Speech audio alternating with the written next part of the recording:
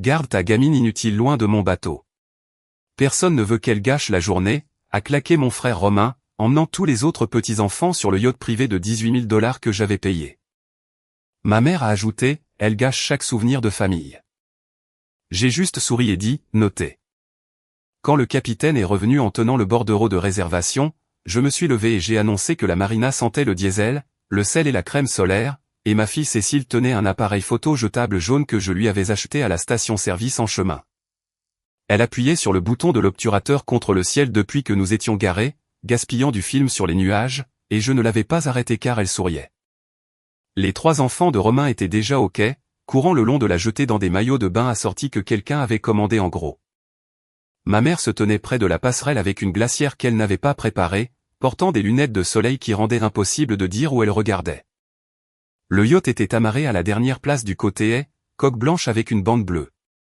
Je connaissais la couleur exacte car je l'avais choisie sur le site web de la compagnie de charter il y a 3 mois quand je l'avais réservé. 18 000 $ sur ma carte Visa. Mon nom sur la confirmation. Ma signature sur la décharge de responsabilité. Xavier portait notre sac le long de la rampe. Cécile marchait à mes côtés, appareil photo levé, déclenchant sur un pélican sur un poteau. Elle avait 7 ans et elle remarquait des choses que d'autres enfants dépassaient en courant. Elle s'accroupissait pour regarder un scarabée traverser un trottoir. Elle s'asseyait dans un restaurant et dessinait le motif de la serviette. Elle ne se produisait pas pour les pièces. Elle les observait. Ma famille appelait cela un problème depuis 3 ans. Romain nous a vus depuis la passerelle. Il avait sa main sur la rampe et son fils aîné sur ses épaules et il a regardé Cécile comme si elle était un conflit d'emploi du temps. Harriet, non. J'ai arrêté de marcher. Garde ta gamine inutile loin de mon bateau. Personne ne veut passer 6 heures à la regarder s'asseoir dans un coin et ne parler à personne. Chaque voyage où elle est présente se transforme en travail de babysitting pour le reste d'entre nous. Mes enfants veulent s'amuser. Ils ne veulent pas marcher sur la pointe des pieds autour de ton petit projet. Trouve une babysitter la prochaine fois, ou mieux encore, reste à la maison. Personne ne le remarquera. Il l'a dit à plein volume. Le quai n'était pas vide. 2 familles de la place adjacente chargeaient une glacière sur un bateau plus petit. Un matelot enroulait une corde à 3 mètres de là. L'épouse de Romain, Thérèse, se tenait derrière lui avec leur plus jeune sur la hanche et la bouche légèrement ouverte, mais elle n'a pas parlé. Ma mère a remonté ses lunettes de soleil sur le haut de sa tête. Elle a regardé Romain, puis moi, et elle ne s'est pas interposée entre nous. Elle s'est placée à ses côtés. Elle gâche chaque souvenir de famille. Harriet, 3 ans de photos de vacances où quelqu'un la gère au lieu de s'amuser. Romain a raison. Certains enfants ne sont pas faits pour les activités de groupe. Tu le sais. Tu ne veux juste pas l'admettre parce que tu penses que ça dit quelque chose sur toi. C'était ma mère, 62 ans, debout sur un quai que j'avais payé, soutenant la décision de mon frère d'interdire ma fille d'un bateau que j'avais réservé et faisant passer ça pour de la sagesse maternelle. Elle avait répété cette phrase.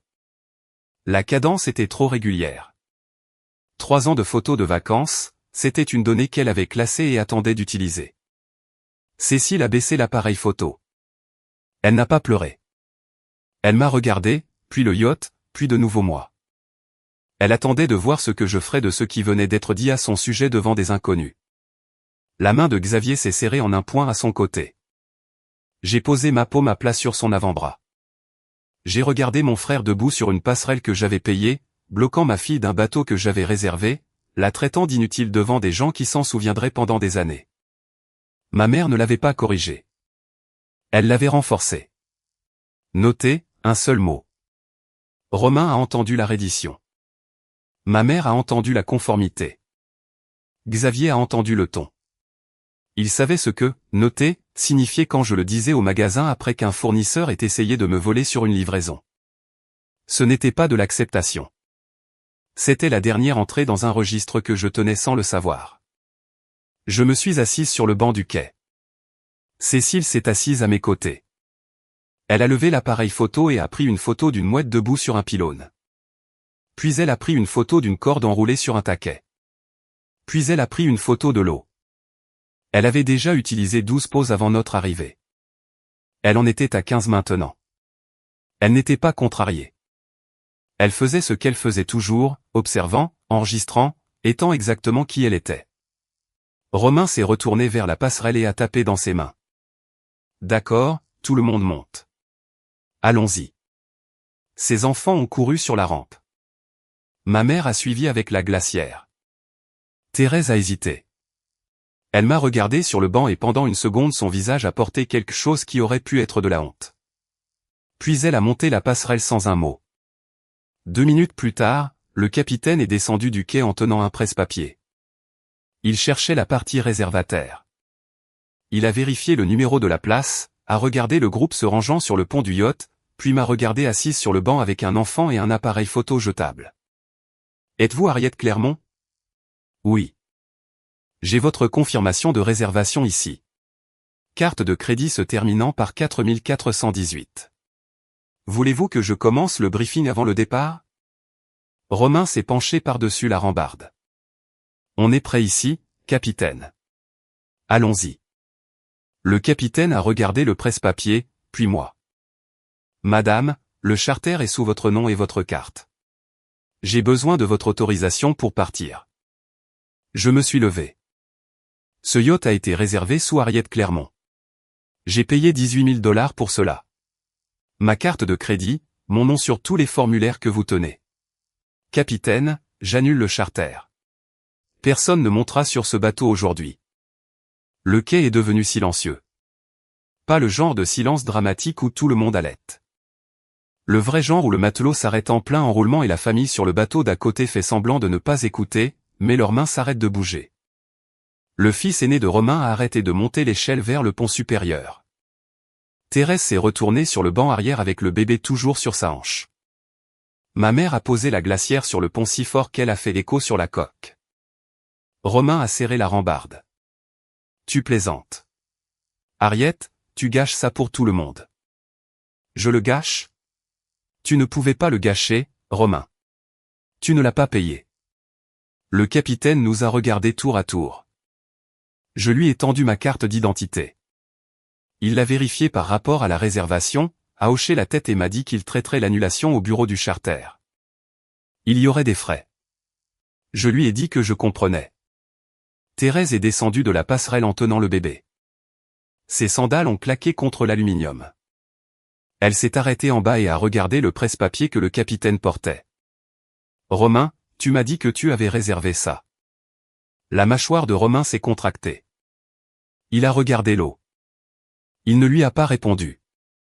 Ma mère est descendue du yacht, portant la glacière par une poignée, la traînant contre la rampe de la passerelle. Elle l'a posée sur le quai et a pointé son doigt vers ma poitrine à 60 cm de distance. Ton père n'aurait jamais fait ça à sa famille. Mon père n'aurait jamais traité sa petite fille d'inutile. Elle a retiré sa main comme si l'air entre nous était devenu solide. Elle n'a pas eu de réponse à cela. Elle a ramassé son sac à main sur le banc du quai où elle l'avait laissé et a marché vers le parking sans nous regarder de nouveau. Romain était toujours sur le yacht. Son aîné était redescendu de l'échelle et se tenait à la rambarde à côté de lui. « Papa, on y va toujours ?»« Non, on n'y va pas, va chercher ton frère. »« Mais tu as dit qu'on irait en bateau aujourd'hui. Tu as dit que tu avais tout arrangé. » Romain m'a regardé depuis le pont. Je pouvais voir les tendons de son cou. Son fils avait 10 ans et lui répétait le mensonge en temps réel, et il ne pouvait rien faire avec ça. Il a rassemblé les enfants, a porté le plus jeune, a tenu la main du cadet, et est descendu de la passerelle sans établir de contact visuel avec le matelot ou la famille de la place d'à côté, qui avait arrêté de faire semblant de ne pas regarder. J'ai pris la main de Cécile. Elle tenait l'appareil photo dans son autre main, pressé contre sa poitrine. Allons-y, ma puce. Nous sommes remontés le long du quai. Xavier a ramassé notre sac et s'est mis à nos côtés. Cécile a pris une dernière photo alors que nous atteignions le parking. Je n'ai pas vu ce qu'elle avait visé avec l'appareil. Je déverrouillais la voiture. Je n'ai pas dormi cette nuit-là. Xavier était endormi vers 23 heures. Cécile était allée se coucher à 20h30 avec l'appareil photo jaune sur sa table de nuit. Je l'ai déplacé sur le comptoir de la cuisine vers 22 heures, me suis assise à la table avec mon ordinateur portable, et ai ouvert le site web de ma banque. Je possède une boutique de fleurs appelée « Cécile et Fleurs ». Je l'ai nommée d'après ma fille l'année de sa naissance. C'est une petite entreprise, mariage, funérailles, arrangements hebdomadaires pour 2 restaurants du centre-ville, et travail contractuel saisonnier pour une entreprise d'aménagement paysager. Je gagne environ 36 000 $ par an après les dépenses. Ce n'est pas beaucoup d'argent, mais c'est le mien, et j'en ai distribué des morceaux à ma famille depuis le décès de mon père il y a 6 ans. Papa a eu une crise cardiaque à 58 ans. C'était lui qui maintenait la famille unie.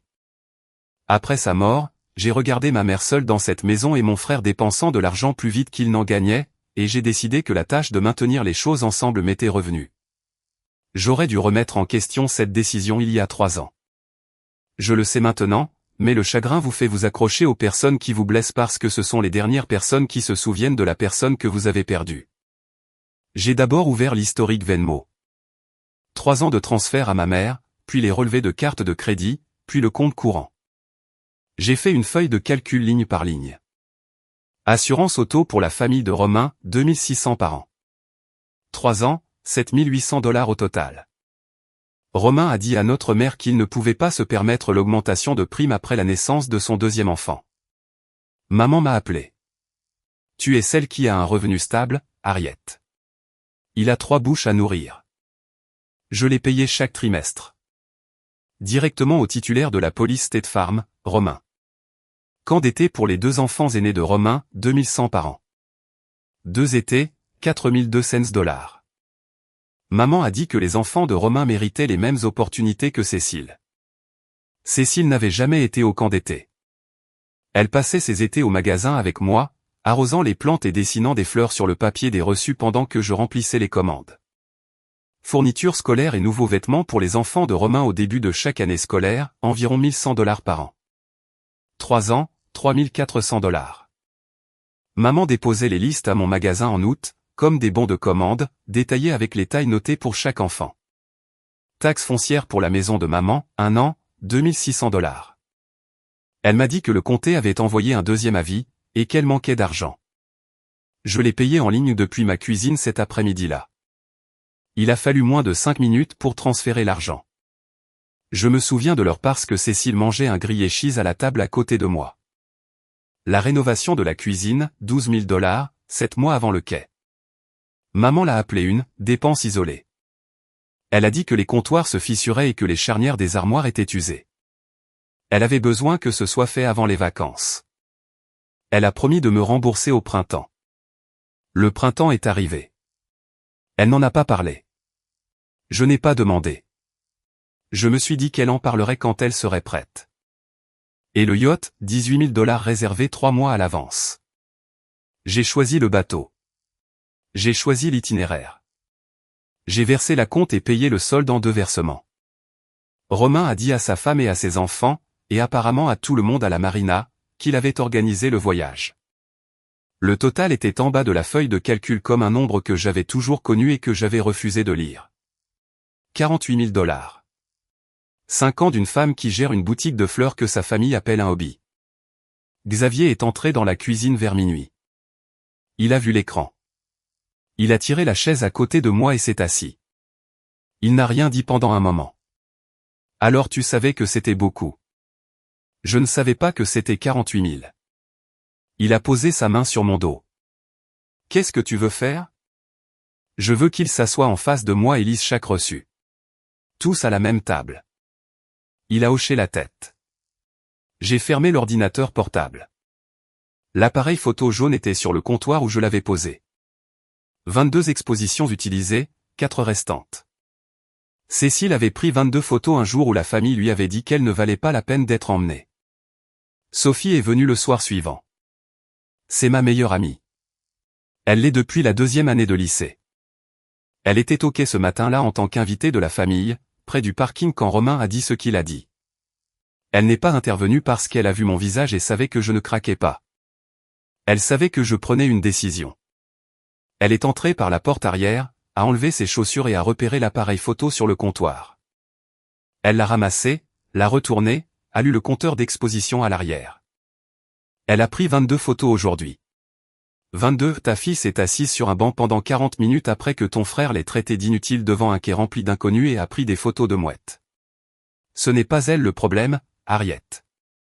Ce n'a jamais été elle le problème. Elle a posé l'appareil photo avec précaution comme s'il contenait plus que du film. C'était tout ce qu'elle avait besoin de dire. Elle ne m'a pas dit quoi faire. Elle n'a pas demandé quel était mon plan. Elle est restée avec moi pendant une autre heure et nous avons bu du thé et parlé des options de lieu de mariage de sa sœur et de la capacité du magasin à gérer les centres de table pour 140 invités. Des choses normales, des choses au présent. L'appareil photo est resté entre nos tasses tout le temps et aucune de nous ne l'a touché de nouveau. Après le départ de Sophie, je suis resté seul dans la cuisine et j'ai regardé la feuille de calcul sur mon ordinateur portable. Les calculs étaient faits. Le total était définitif, mais ce que je n'arrêtais pas de regarder, ce n'était pas l'argent. C'était l'architecture de l'arrangement. Romain gagnait 71 000 $ par an dans une entreprise régionale de logistique de transport, plus que moi. Il avait des cotisations de retraite avec participation de l'employeur. Il avait une assurance maladie par son travail. Il ne luttait pas. Il dépensait sans structure. Et ma mère convertissait son problème de dépense en mon obligation. Le système avait 3 parties. Romain générait l'urgence. Maman la traduisait en culpabilité.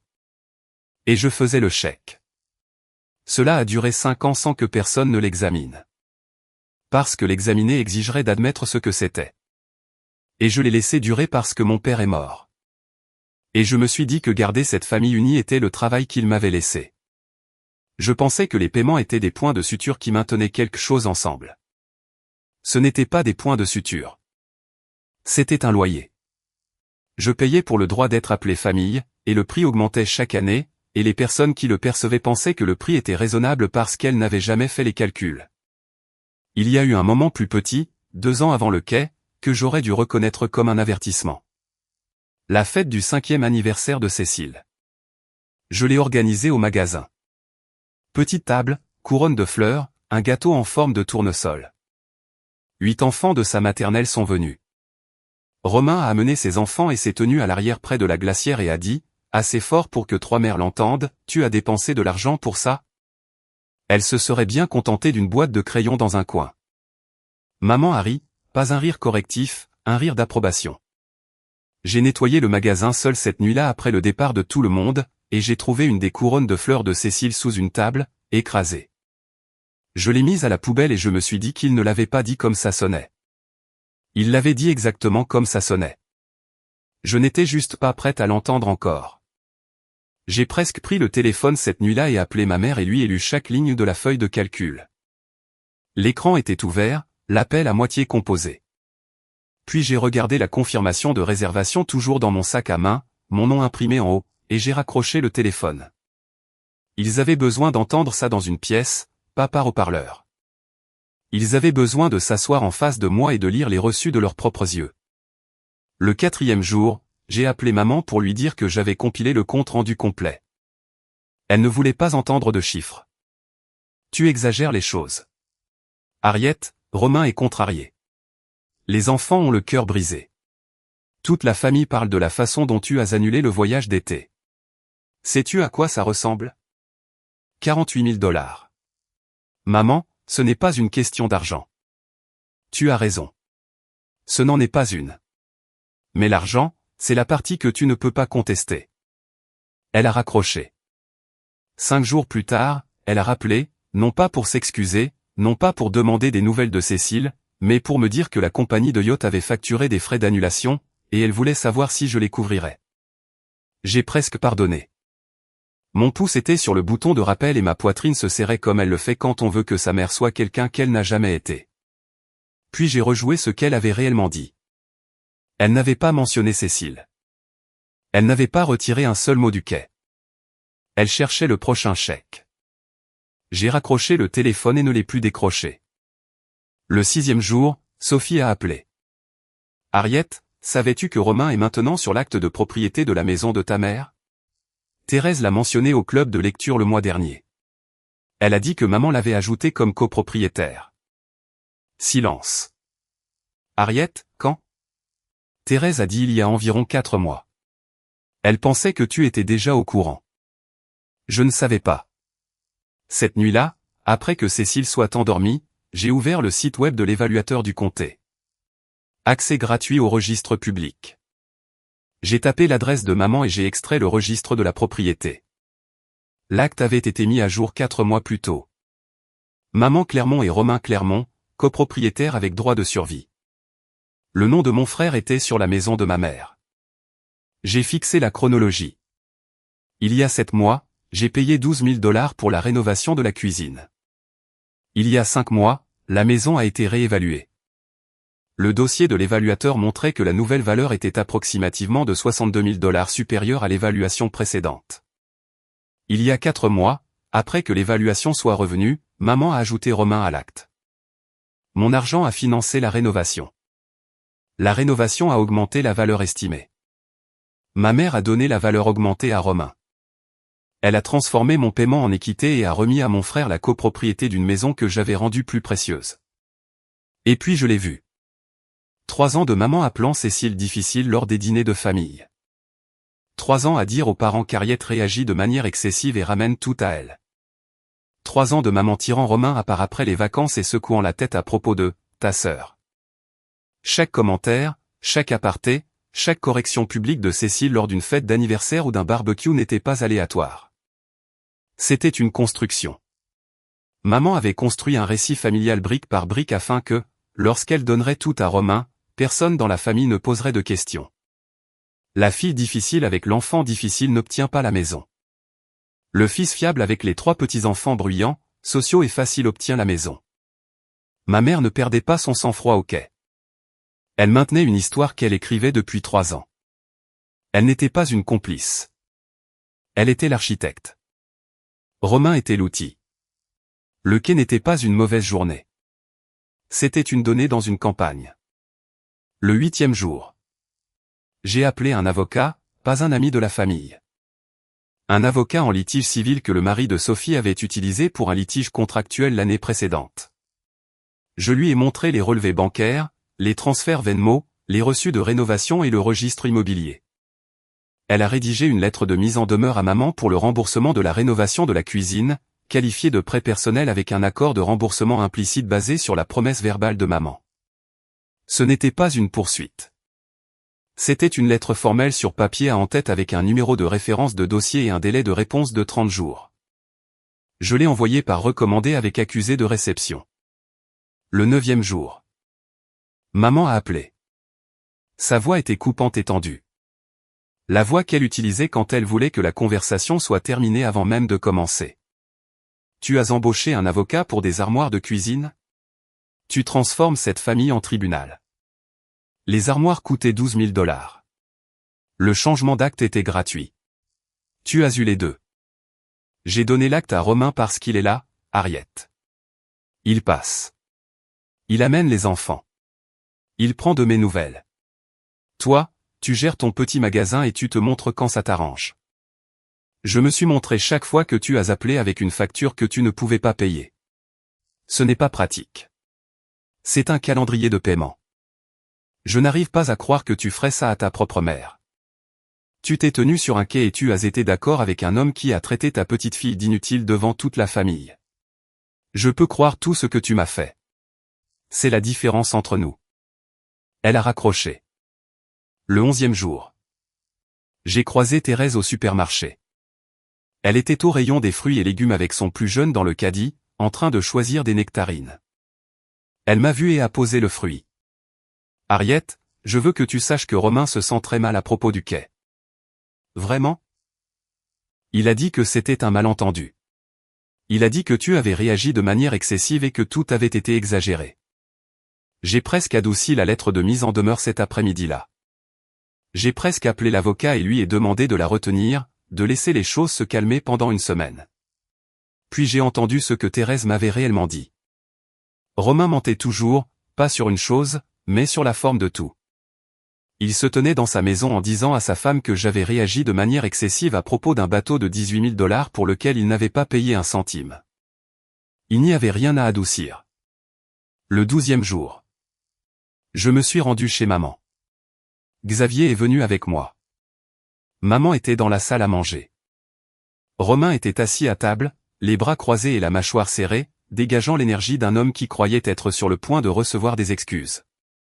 Thérèse était à ses côtés, les mains jointes sur ses genoux. Le frère de maman, mon oncle Grégoire, se tenait dans l'embrasure de la porte entre le salon et la salle à manger. Il était venu de Richmond parce que maman l'avait appelé et lui avait dit que j'étais vindicative. C'était un témoin qu'elle avait invité pour me voir reculer. Romain a parlé le premier. Contente que tu sois venu. Nous devrions parler de ce qui s'est passé au bateau. Nous devrions. Je me suis assise en face de lui. Xavier se tenait derrière ma chaise, les bras le long du corps. J'ai posé un dossier Mani sur la table et l'ai ouvert. La première page était la confirmation de réservation du yacht. 18 000 $. Harriet Clermont. Visa se terminant par 4418. Thérèse, qui t'a dit que Romain avait réservé ce voyage? Thérèse a regardé Romain. Il s'est agité sur sa chaise. J'ai tourné la page. Relevé de prime d'assurance auto. 2600 $ par an, 3 ans, 7800 $. Chaque paiement de mon compte courant à State Farm. Ce sont les paiements d'assurance pour ta voiture, Romain. Ta police. Mon compte bancaire, 3 ans. Une autre page, facture de camp d'été, 2100 $ par an, 2 étés, 4200 $. Une autre page, reçu de fournitures scolaires, 3400 $ sur 3 ans. Confirmation de taxes foncières, 2600 $ un an. Facture de rénovation de cuisine. 12 000 $ payés en totalité par Harriet Clermont. J'ai posé chaque page à plat sur la table, une par une. J'ai laissé le chiffre de chaque reçu planer dans l'air avant de poser le suivant. Thérèse a tendu la main et a pris le relevé d'assurance. Elle l'a lu. Son visage n'a pas changé d'expression. Il s'est vidé. Elle l'a reposé sans regarder Romain. Romain, tu as dit à ta femme que tu avais réservé le yacht. Tu as dit à tes enfants que c'était ton voyage. Tu as dit à cette famille que tu avais organisé le camp d'été, les vêtements d'école, les vacances. Rien de tout cela n'était toi. J'ai payé 18 000 $ pour le yacht. J'ai payé 4 200 $ pour le camp d'été, 2 ans de suite. J'ai payé 2600 $ par an pour ton assurance auto pendant 3 ans. J'ai payé 12 000 $ pour la rénovation de la cuisine de maman, qu'elle a appelé un prêt et n'a jamais remboursé. J'ai payé ses impôts fonciers l'année où elle a dit qu'elle ne pouvait pas se les permettre. 48 000 $ en 5 ans de la part de la femme qui gère un magasin de fleurs que tu appelles un hobby. Je me suis tourné vers maman. Et maman, tu as pris mes 12 000 $, rénové ta cuisine, utilisé l'évaluation plus élevée pour justifier de mettre Romain sur l'acte, et puis tu t'es tenu sur un quai et tu as dit à ma fille qu'elle gâchait chaque souvenir de famille. Tu n'as pas seulement exclu Cécile. Tu as construit un dossier contre ma fille et contre moi pendant 3 ans pour que personne dans cette famille ne le remette en question quand Romain aurait tout. Cela s'arrête aujourd'hui.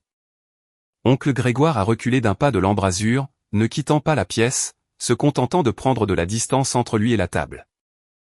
La façon dont une personne recule d'un rebord quand la hauteur se fait sentir. Romain s'est penché en avant. C'est à propos d'un bateau, Harriet. Tu en fais quelque chose qui n'en est pas. Ce n'est plus à propos d'un bateau depuis que j'avais 29 ans.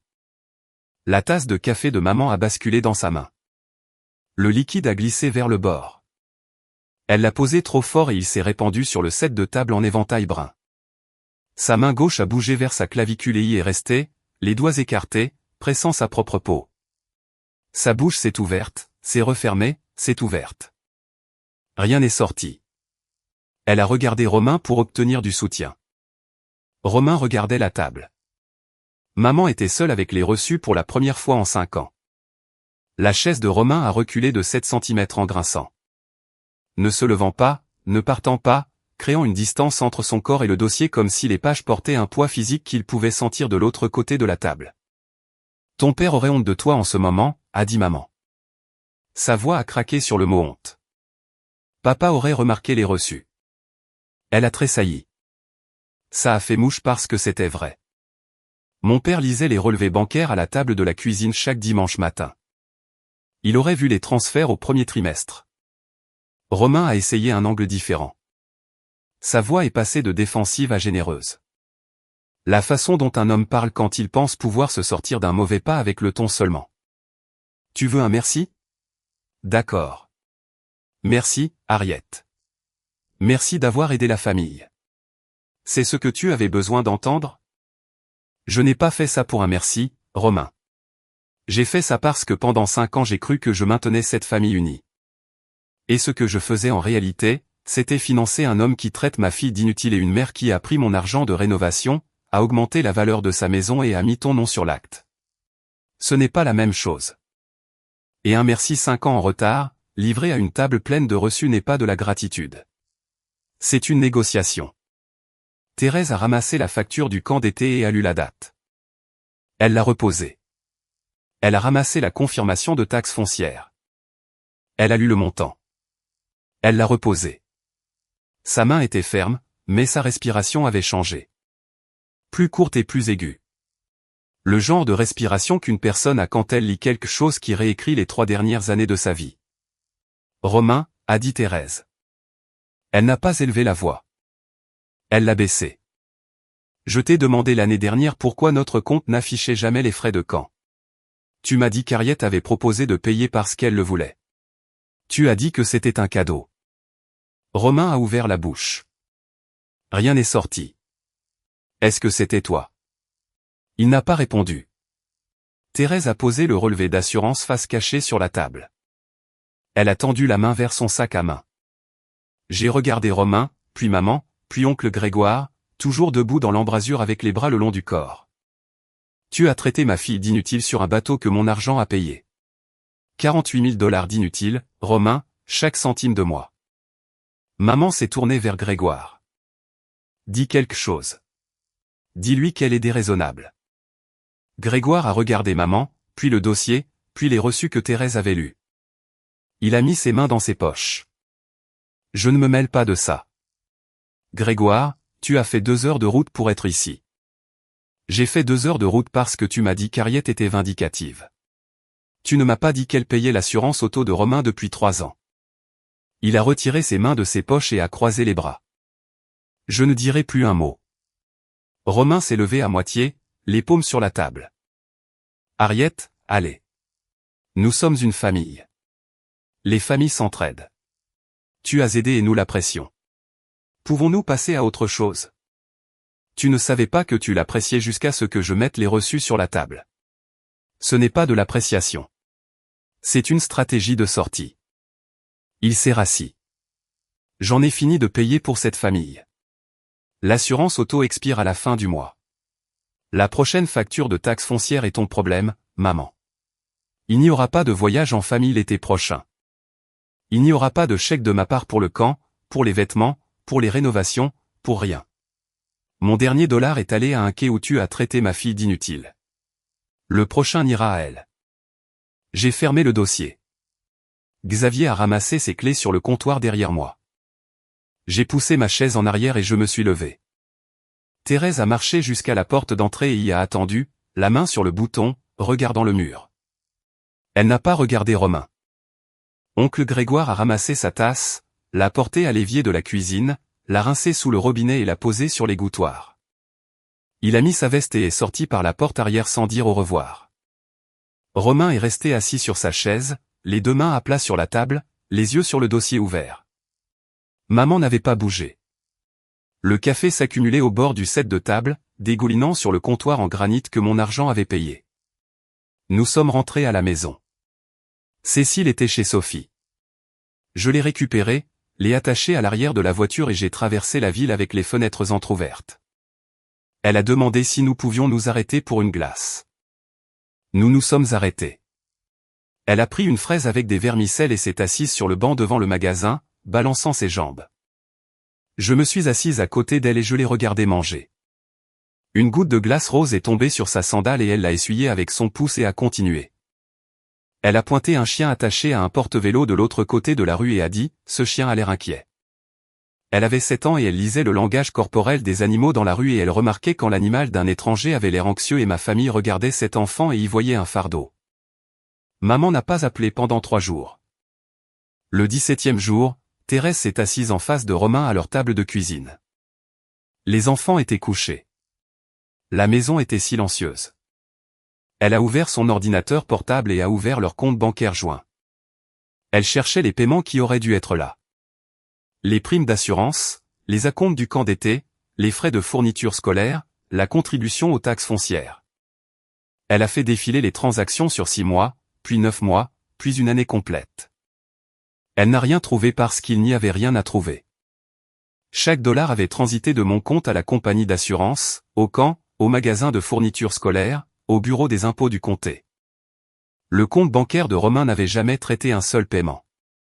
Il n'avait même pas été dans la chaîne. Il s'était tenu à son début et avait pris le crédit d'une vie financière que quelqu'un d'autre gérait. Thérèse a fermé l'ordinateur portable. Je dois appeler ma mère. Thérèse, attends.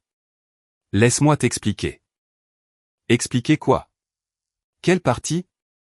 Elle a pris son téléphone et est sortie de la cuisine. Romain est resté assis à table avec l'ordinateur portable fermé devant lui. Il ne l'a pas suivi. Il n'avait pas de version des événements qui aurait survécu à ce qu'elle venait de lire. J'ai failli appeler Thérèse cette semaine-là. J'avais son numéro. J'aurais pu tout lui dire directement. Aurais pu lui montrer chaque reçu moi-même, mais elle n'était pas ma cible et elle n'était pas mon ennemi. C'était une femme mariée à un homme qui lui avait menti sur la provenance de la stabilité de leur famille. Cette découverte était la sienne à digérer. Je n'avais pas besoin de la lui livrer. Elle lisait déjà les documents. Le 22e jour, mon téléphone a sonné à 7 heures du matin. Maman. Sa voix tremblait, plus aiguë que la normale, essoufflée. Elle a dit qu'elle avait des douleurs à la poitrine depuis la nuit dernière et qu'elle avait besoin de quelqu'un pour la conduire chez le médecin. Elle a dit qu'elle avait peur. Pendant environ 4 secondes, je l'ai cru. Puis j'ai appelé le cabinet du médecin. Je connaissais le cabinet parce que je l'y avais conduit 2 fois au cours des 2 dernières années. La réceptionniste a vérifié le planning. Pas de rendez-vous pour maman Clermont ce jour-là. Pas de rendez-vous cette semaine. J'ai appelé Sophie. Peux-tu passer chez ma mère? Elle dit qu'elle a des douleurs à la poitrine. Si c'est réel, elle a besoin d'aide. Mais je n'y vais pas. Sophie y est allée. Elle est arrivée dans l'allée 20 minutes plus tard et a trouvé maman assise sur le porche, entièrement habillée, les cheveux faits, buvant du café dans sa tasse préférée, feuilletant un magazine, sans détresse, sans essoufflement, sans aucun signe de problème. Sauf la performance qu'elle avait déjà abandonnée parce que le public qu'elle voulait n'était pas arrivé. Maman a levé les yeux. Harriet vient. Sophie m'a appelé depuis la voiture. J'ai écouté, j'ai expiré par le nez, et j'ai envoyé un seul SMS à maman, si c'est réel la prochaine fois, appelle le 911. C'est à ça qu'ils servent. Ne m'appelle pas. Maman l'a lu. Elle n'a pas répondu. Le 28e jour, l'assurance auto de Romain a expiré. J'avais payé la prime directement à State Farm et à la fin du trimestre, aucun paiement n'est arrivé. State Farm a envoyé un avis d'annulation à l'adresse de la police. Romain l'a ignoré. Lorsque le délai de grâce a expiré, son prêteur automobile, qui exigeait une couverture complète continue comme condition de prêt, lui a envoyé une lettre, fournir une preuve d'assurance active dans les 14 jours où le prêteur ajouterait une couverture forcée à près de 3 fois la prime standard. Romain était assis dans son camion dans l'allée avec la lettre du prêteur dépliée sur le tableau de bord, le moteur éteint, les fenêtres levées. Thérèse m'a raconté cette partie plus tard, par l'intermédiaire de Sophie, par la même chaîne qui transmettait tout. Elle a dit qu'elle l'avait regardé depuis la fenêtre de la cuisine pendant 20 minutes. Il a ouvert la calculatrice sur son téléphone et a commencé à entrer des chiffres qu'il n'avait jamais suivis auparavant. La prime standard était de 2600 $ par an, 650 $ par trimestre. La couverture forcée du prêteur coûterait près de 7000 $ par an, facturée directement sur le solde du prêt. Son paiement mensuel de voiture augmenterait de près de 400 $. Il n'avait pas de marge pour cela. Il m'a appelé. Je n'ai pas répondu. Il a appelé maman. Le compte courant de maman n'avait pas 650 $ de flexibilité. La maison valait plus sur le papier qu'elle ne l'avait jamais fait, mais l'équité papier ne couvre pas une prime trimestrielle, et maman n'avait jamais eu besoin d'apprendre la différence parce que je la couvrais depuis 3 ans. Le 33e jour, Romain ramenait son fils aîné de l'entraînement de baseball. Le garçon avait 10 ans, toujours en uniforme, de la terre sur les genoux, un gant de frappeur sortant de sa poche arrière. Il était silencieux pendant la majeure partie du trajet, puis s'est arrêté à un feu rouge, il a parlé de la banquette arrière. Papa, pourquoi ne pouvons-nous plus aller au magasin de fleurs de tante Harriet? Cécile a dit qu'elle me montrerait comment faire un bouquet pour l'anniversaire de maman. Romain a ajusté le rétroviseur. Il pouvait voir le visage de son fils, patient, ouvert, attendant une réponse qui ait du sens. Nous allons trouver une solution. Cécile n'est pas inutile, papa. Elle connaît toutes les fleurs par leur nom. Romain n'a pas répondu. Le feu est passé au vert. Il a avancé et a tendu la main vers le bouton du volume de la chaîne stéréo. La radio a rempli la voiture d'une chanson qu'aucun d'eux n'écoutait. Son fils a regardé par la fenêtre, le menton appuyé sur son poing, regardant le parking du centre commercial défiler. Il n'a plus demandé. Il n'en avait pas besoin. La question avait été claire, spécifique et sans réponse, et le silence qui a suivi était la réponse. Le 40e jour, j'ai apporté l'appareil photo jaune à la pharmacie et l'ai déposé pour le développement. Les tirages sont revenus l'après-midi suivant dans une enveloppe en papier. Je les ai étalés sur le comptoir du magasin après la fermeture, un par un, dans l'ordre où le laboratoire les avait numérotés. 26 expositions, 26 tirages, des nuages empilés en colonne au-dessus de l'autoroute, un oiseau sur un fil contre un ciel pâle, le parking de la marina à hauteur de cheville, un pélican sur un poteau, la tête tournée, un œil visible. La jetée depuis le bas de la rampe, des planches convergeant vers l'eau. Une mouette debout sur un pylône, les pattes oranges contre le bois gris. Une corde enroulée serrée sur un taquet de quai. L'eau plate et argentée, captant le soleil de midi en une bande au centre.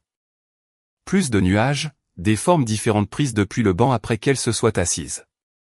Un bateau dont elle ne connaissait pas le nom passant dans le chenal. Le bord d'une basket, probablement la sienne, contre les planches du quai. 25 photos d'un monde que ma fille voyait pendant que la famille lui disait qu'elle ne valait pas la peine d'être emmenée. La 26e photo était différente. C'était une photo de moi prise à la hauteur d'une enfant de 7 ans assise sur un banc de quai. J'étais debout, ma bouche ouverte à mi-phrase, ma main gauche sur le dossier du banc derrière moi, mon corps incliné vers la passerelle. Le capitaine était derrière moi, tenant le presse-papier. La silhouette de Romain était sur la rambarde du yacht au-dessus. La lumière était surexposée et le cadrage était de travers et le haut de ma tête était coupé. Cécile avait pris une photo du moment où je me suis levé et j'ai annulé le charter. Elle avait 7 ans. Elle ne savait pas ce qu'elle photographiait. Elle pointait l'appareil photo sur tout ce qu'elle voyait. Et ce qu'elle a vu, c'était sa mère qui la choisissait. J'ai collé les 26 photos au mur derrière le comptoir de « Cécile et Fleurs » dans l'ordre. Les nuages d'abord, moi en dernier. Maman est assise dans sa cuisine maintenant. Les comptoirs sont propres parce que personne ne vient plus dîner. La facture de taxe foncière est dans la pile de courrier près de la porte d'entrée, non ouverte. Romain n'est pas passé cette semaine. La maison vaut 62 000 $ de plus qu'avant que j'ai écrit ce chèque. Le granit est poli.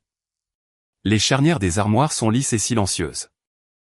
C'est la pièce la plus chère d'une maison que personne ne visite. Mon magasin est petit. La caisse enregistreuse est vieille. Le réfrigérateur bourdonne trop fort quand il se met en marche.